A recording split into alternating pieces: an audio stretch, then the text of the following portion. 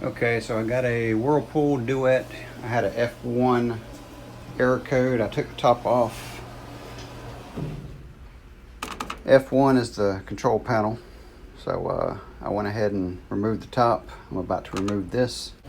But before I get to that, I got to remove this one and this one here that holds the bracket in so I can actually get into underneath it.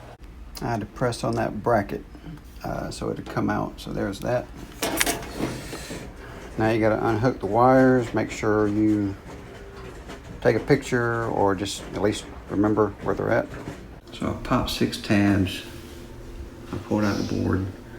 There's the burnt mark. And there's that piece of solder that needs repair. Never soldered anything in my life, so we'll give it a shot. So it's resoldered. I put it back in. I'm about to close it up and test this thing out. Okay, so they're wired back up.